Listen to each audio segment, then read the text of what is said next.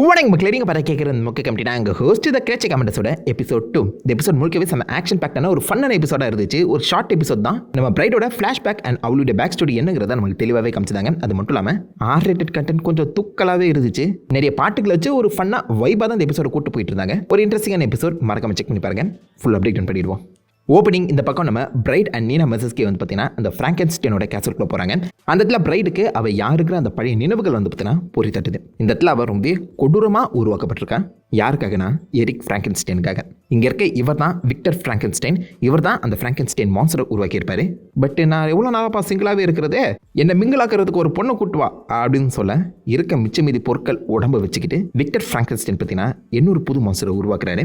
ஃப்ராங்கென்ஸ்டைனுக்கு பொண்டாட்டியா பிரைடா. டே விக்டரு, உண்மையாக சொல்கிறா, யாருக்காக நான் அந்த மான்ஸ்டரை உருவாக்கினேன் அப்படின்னு சொல்லி கேட்குற மாதிரி தானே இருக்கேன். அண்ட் நீங்கள் இருக்கக்கூடிய அந்த பாடி பார்ட்ஸ்லாம் அவருக்கு எங்கேருந்து கச்சிச்சுன்னு தெரியல. பட் பிரைட் அண்ட் நீனா மெசஸ்கே வந்து பார்த்தீங்கன்னா அந்த கேன்சருக்குள்ளே போகும்போது அந்த இடத்துல நீனா ஒரு ஃபோட்டோ பார்த்து இவங்க தான் உன்னுடைய பேரண்ட்ஸா அப்படின்னு சொல்லி கேட்பா. ஸோ விக்டர் இருக்காரு. விக்டர் கீழே அந்த 3 பொண்ணுங்க யாருன்னு தெரியல. 3 பேருமே ஒய்ஃபா இல்லை 3 பேருமே இந்த விக்டரோட பொண்ணுங்களா, அது சுத்தமாக நம்மளுக்கு புரியாத அந்த சமயத்தில். சப்போஸ் அந்த விக்டருக்கு 3 பொண்டாட்டிங்க இருந்தாங்கன்னா அவங்களுடைய பாடி பார்ட்ஸை வச்சு தான் பாசிபிளி இந்த பக்கம் நம்ம விக்டர் பிரைடை உருவாக்கியிருப்பாரோங்கிற ஒரு கேள்வி எனக்கு தான் செய்யுது. ஏன்னா நீனா மெசஸ்கி இவங்க தான் உன்னுடைய பேரண்ட்ஸா அப்படின்னு சொல்லி கேட்டிருப்பா. உன்னுடைய தம்பி அண்ணன் தங்கச்சியா அப்படின்னு சொல்லி எதுவுமே கேட்காம பேரண்ட்ஸான்னு சொல்லி கேட்கும்போது ஒரு அப்பா 3 பொண்டாட்டிங்கிற மாதிரி தான் அது இருக்குது. உங்களுக்கு எப்படி ஃபீல் ஆகுதுன்னு கீழே சொல்லுங்க. அந்த இடத்துல நம்ம பிரைடு சச்சா அப்படின்னு சொல்லி அதை ஈஸியாக தட்டி கழிக்கிறது மட்டும் இல்லாமல் இது அவருடைய ஒர்க்கிங் பிளேஸ் அப்படிங்கிற மாதிரி சொல்லிட்டு கிளம்பியிருப்பா. ஸோ பிரைடுக்கு விக்டர் யாருன்னு நல்லாவே தெரியும், அப்பாலாம் கிடையாது. பட் இருந்தாலும் விக்டர் தான் டெக்னிக்கலாக அந்த இடத்துல பிரைடை உருவாக்குறாரு. பிரைடு உயிரோட வந்துட்டு அப்புறம் அந்த இடத்துல எரிக் ஃப்ராங்கென்ஸ்டைனோட முகத்தில் சந்தோஷத்தை பாருங்க. குழந்தை மாதிரி நடந்துக்கிறாரு. 10வது வரைக்கும் கையில் அந்த ஃப்ளவர்ஸ்லாம் வச்சுக்கிட்டு இங்கே பாரு உனக்காக பூலாம் பறிச்சு கொண்டு வந்திருக்கேன் அப்படின்னு சொல்லி கொடுக்க பிரைடு கதர்வா. அதை இந்த பக்கம் நம்ம விக்டர் அழகாக சமாளிக்கிற மாதிரி தெரியுது. ஸோ விச் மீன்ஸ் இந்த இடத்துல நம்ம ஃப்ராங்கென்ஸ்டைன் பயமுறுத்துற ஒரு மான்ஸ்டராக இருக்கான். விக்டர் தான் பிரைட் மேலே பாசம் காட்டுறான். அப்போ ஆப்வியஸாக அந்த பிரைடுக்கு யார் மேலே காதல் வரும்னு யோசிச்சு பாருங்க. இந்த இடத்துல தான் கொஞ்சம் கொஞ்சமாக அந்த பிரைடை நம்ம விக்டர் ட்ரெயின் பண்ணுறாரு. ஃப்ராங்கென்ஸ்டைனுக்கும் இந்த மாதிரி ட்ரைனிங் போயிருக்கும். பட் ஃப்ராங்கென்ஸ்டைன் இதெல்லாம் அவளுக்கு தேவையா, என்கிட்ட விடுங்க நான் பார்த்துக்கிறேன் அப்படிங்கிற மாதிரி கேட்க ரொம்ப அவசரப்படாதரா, விட்டா பாந்துருவா போலையே, போய் ஓரமா நில்லு அப்படின்னு சொல்லி கொஞ்சம் கொஞ்சமாக விக்டர் வந்து பார்த்தீங்கன்னா பிரைடுக்கு நிறைய விஷயங்களை சொல்லி கொடுக்குறது மட்டும் இல்லாமல் ஏகப்பட்ட கிஃப்ட்டுமே கொடுக்குறாரு. அப்படி கொடுக்கப்பட்ட ஒரு கிஃப்ட் தான் டோர்மெலின் நெக்லஸ். இந்த நெக்லஸுக்கு பவர்ஸ்னு எதுவும் கிடையாது. அகெயின் மேபி இது நம்ம விக்டர் அவருடைய ஒய்ஃபுக்கு கொடுத்த ஏதாவது நெக்லஸாக இருக்கலாம். இந்த பக்கம் திரும்ப நம்ம பிரைடுக்கு அதை காமிச்சு சொல்லிக் கொடுக்கறது மட்டும் இல்லாமல் ஒரு கட்டத்தில் அதையே இந்த பிரைடுக்கு கிஃப்டாகவும் கொடுக்குறாரு.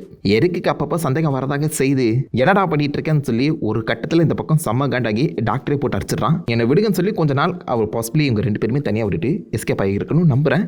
அந்த கேப்பை தான் விக்டர் ஆட்டையை போட்டான் போல. கிடைக்கிற கேப்பில் கெடா வெட்டிட்டான்.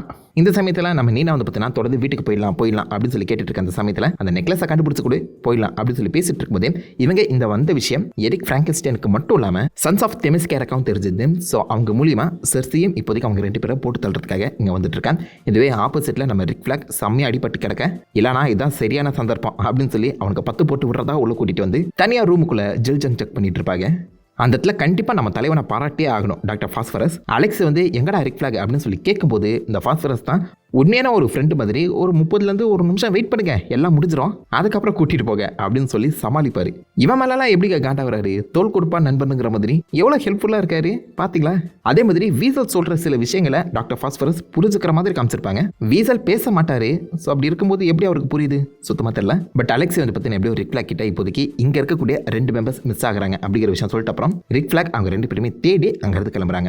பிரைட் அந்த பக்கம் தனக்கு நடந்த அந்த கொடுமைகளை வந்து பார்த்தீங்கன்னா நினச்சி பார்க்குறா. அதே மாதிரி விக்டரோட அந்த ஸ்வீட்டஸ்ட் மெமரியுமே அவன் நினச்சி பார்க்குற மாதிரி காமிக்கிற அந்த சமயத்தில் தான் நீனா எப்படி அந்த நெக்லஸை கண்டுபிடிச்சிடறான். கண்டுபிடிச்சோடனே அங்கே கிளம்பலாம் சொல்கிற அந்த கேப்புக்குள்ளே கரெக்டாக நம்ம சர்சி என்ட்ரி ஆகிடுறா. ஸோ சர்சியை இந்த இடத்துல நம்ம ஃபஸ்ட்டு அந்த தண்டர் ஷேடோவில் தான் பார்க்குறோம். அந்த ஷேடோவை பார்த்த உடனே தான் பிரைட் வந்து சுதாச்சிருக்கான்னு நினைக்கிறேன். நம்ம நீனாவை காப்பாற்றிட்ட உடனே அந்த இடத்துல ஒரு மிகப்பெரிய சண்டை நடக்குது. சண்டை கொஞ்சம் பயங்கரமாக தான் இருக்குது. சன்ஸ் ஆஃப் தெமிஸ்கேரா உள்ள வர அந்த இடத்துல வேரிங் பர்பிள்ங்கிற ஒரு சாங் வரும். நான் இப்போ தான் ஃபஸ்ட் டைம் கேட்குறேன். ஆனால் நல்லா இருக்கு அந்த பாட்டு. அந்த பாட்டு கூடவே அந்த ஆக்ஷன் சீக்வன்ஸை சூப்பராக பிளெண்ட் பண்ணியிருப்பாங்க. பிகாஸ் சர்சி வந்து பார்த்தீங்கன்னா பர்பிள் கலர் பவர்ஸ் தான் யூஸ் பண்ணுற மாதிரி இருக்குது. நல்லா இருக்கு. இந்த இடத்துல நீனா வந்து பார்த்தீங்கன்னா மோர் லைக் ஒரு டெட் வெயிட் தான். அவளுக்கு தண்ணி கடியில் தான் ஸ்ட்ரென்த் அதிகம். தண்ணிக்கு மேலே அவள் சாதாரண ஒரு போட்டு தான். ஸோ அதனால் இந்த மொத்த ஃபைட்டை நீ சோலோவாக அந்த பக்கம் பிரைட் ஹேண்டில் பண்ணுற மாதிரி காமிச்சிருப்பாங்க. அகைன் இந்த மொத்த எபிசோடுமே பிரைடுக்காக தான் ஒதுக்கப்பட்டிருக்கு. அவளுடைய ஃப்ளாஷ்பேக்ஸ் ஒரு பக்கம் இருந்தாலும் இந்த இடத்துல எந்த அளவுக்கு அவள் ஸ்ட்ரென்த் எந்த அளவுக்கு ஸ்ட்ராங்கானவன்னு சொல்லி தெளிவாகவே காமிக்கிறாங்க. லிட்டரலாக ஒருத்த வந்து அவன் கணத்தில் குத்த அந்த அடி நம்ம பிரைடை ஒன்றுமே படலங்க. பார்த்தீங்களா அவ்வளோ ஸ்ட்ராங்காக. இதென்னப்பா விக்ரமா, நல்லா இருக்கு. ஏன் கால் கீழே சுட்டா என்ன, பிரைட் அவளுடைய ரெட் கோட்டை கழட்டிட்டு அதுக்கப்புறம் சண்டை போடுவான். இந்த ரெட் கோட் ஆக்சுவலாக நம்ம விக்டரோட கடைசி நினைவாக பிரைட் கிட்ட இருக்குன்னு நினைக்கிறேன். ஏன்னா விக்டர் அண்ட் பிரைடுக்குலாம் நடந்த அந்த சில்மிஷத்தை எரிக் பார்த்துருப்பாரு. இவன் இருக்கனால தானே நீ என் கூட பேச முடியற, இவன் இல்லைன்னா என்ன பண்ணுவேன் அப்படின்னு சொல்லி இந்த எரிக் தன்னுடைய அப்பாவா நினைச்சிருக்கேன் விக்டரியே காதலுக்காக போட்டு தள்ளிடுறாரு. பொண்ணு பின்னாடி போவாதான்னு சொன்னா கேட்கிறியாடா நீ.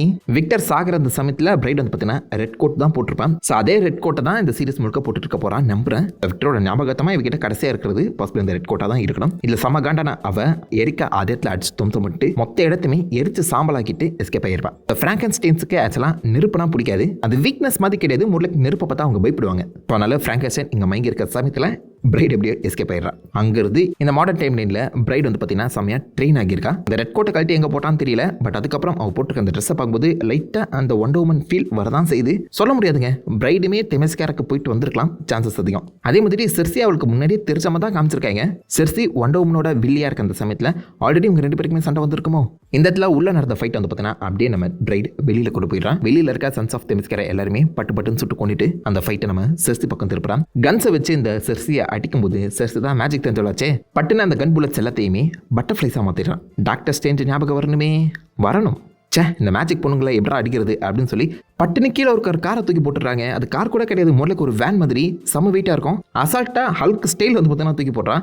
ஸோ பிரைடோட ஸ்ட்ரென்த்தை கால்குலேட்டே பண்ண முடியல. பட் அசால்ட்டாக இந்த இடத்துல ஒரு காரை 2-3 மாடி ஹைட்டுக்கு தூக்கி போடும்போது அவள் செம ஸ்ட்ராங்காக தான் இருக்கணும். சர்ப்ரைஸ் அட்டாக்ல எப்படி நம்ம செர்சியாக கையில் பிடிச்சி பட்டுன்னு அடிச்சு துவம்சம் பண்ணிடுறான். ஸோ செர்சி டெக்னிக்கலாக ஒரு இம்மோர்டல் காமிக்கில் அகைன் சூப்பர் பவர்ஃபுல்லான ஒரு சாசரஸ். பட் இந்த இடத்துல சிம்பிளாகவே நம்ம பிரைட் கிட்ட அடி வாங்குற மாதிரி காமிக்கும் போது எனக்கு என்னமோ இந்த டாஸ்க் ஃபோர்ஸ் எம் ஒன்னா சேர்ந்து செர்சியை பட்டுன்னு போட்டு தள்ளுவாங்க தான் தோணுது. இல்லைனா இங்கே இருக்குது உண்மையான செர்சியே கிடையாதுங்கிற மாதிரியும் சொல்லப்படலாம். அந்த இடத்துல இவ உருவாக்கின அந்த பெஞ்சை பற்றி சின்னதாக டிஸ்ட்ராக்ட் ஆக அதே ஆப்பர்ச்சுனிட்டியாக வச்சு செர்சி பிரைடை அடி பொழந்துடுறா. பட் இருந்தாலும் பிரைட் வந்து பார்த்தீங்கன்னா கையில் இருக்க அந்த கண்ணாடியை வச்சு செர்சியை டிஸ்ட்ராக்ட் பண்ணி இவளுமே தான் பங்குக்கு 2 குத்த செர்சி தான் மேஜிக் தெரிஞ்சவளாச்சே பட்டுன்னு இந்த பக்கம் பிரைடோட கையை பிடிச்சி அதை பலூனா மாற்றி விட்டுறா.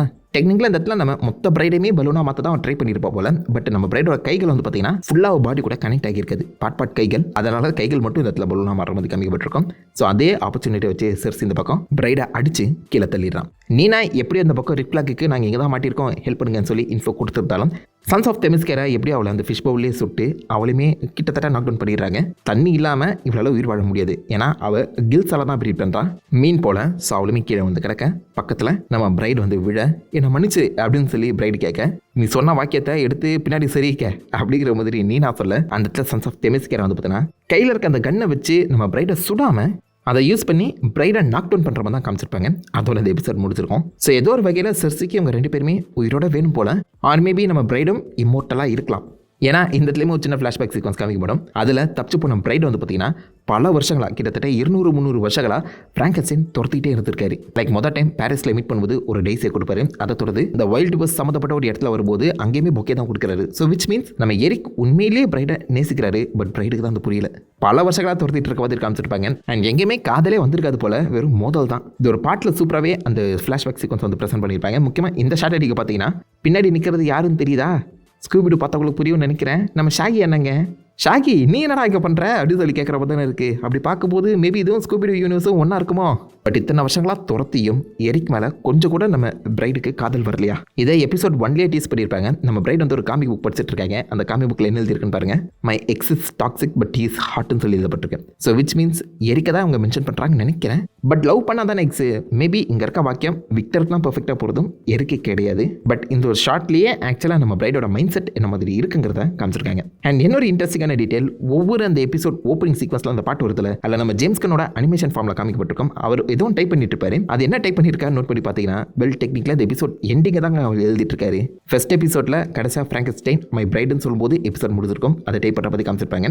அண்ட் இந்த எபிசோடில் அந்த சன்ஸ் ஆஃப் தெமஸ்கேரால ஒருத்தன் கன்னை வச்சு பிரைடை நாக் டவுன் பண்ணிடுவான் அப்படின்னு சொல்லி எழுதியிருக்காரு. அந்த மாதிரி தான் இந்த எபிசோடு முடிஞ்சிருக்கும். ஸோ ஒவ்வொரு எபிசோடோட ஓப்பனிங் பாட்டு சீக்வன்ஸில் அந்த எபிசோட் என்ன மாதிரி முடிய போதுங்கிறத ஜேம்ஸ் கன் இவர் ஆக்சுவலாக ஸ்பாயில் பண்ணிட்டு இருக்காரு. என்னென்ன இப்படி பண்ணுறேன். ஸோ நெக்ஸ்ட் எபிசோட் என்ன மாதிரி முடியுதுங்கிறத கிரேட் கமெண்டர்ஸ் ஓப்பனிங் சீக்வன்ஸ்லேயே பார்த்து தெரிஞ்சுப்போம். ஸோ நீங்கள் என்ன நினைக்கிறீங்க இந்த எபிசோட் பற்றி? செம ஃபன்னான ஒரு இன்ட்ரெஸ்டிங்கான எபிசோட். நிறைய பாட்டு வச்சிருந்தாங்க. பட் அதை தாண்டி பட்டுன்னு போயிடுச்சு டைமு. மொதல் சீசன் ஓப்பனிங் இருக்கனால 2 எபிசோட் ஒரே நாளில் ரிலீஸ் பண்ணாங்க. இதுக்கப்புறம் வாரத்துக்கு ஒரு எபிசோட் தானா, 7 எபிசோடு சொல்லி கன்ஃபார்ம் ஆகிருக்கு. பொறுத்தது பார்ப்போம். ஸோ உங்கள் தான் உங்களுடைய வீசா மறக்காம கீழே காம் பண்ணுங்க. அண்ட் கிரேட் கமெண்டர்ஸ் உங்களை இம்ப்ரெஸ் பண்ணிச்சா அதுமே கீழே சொல்லிட்டு அந்த லைக் பண்ணி தட்டி விடுங்க. நான் உங்களுக்கு நல்ல ஒரு ஆசமான விட பற்றி தெரிவிக்கும். Happen guys. வட்டா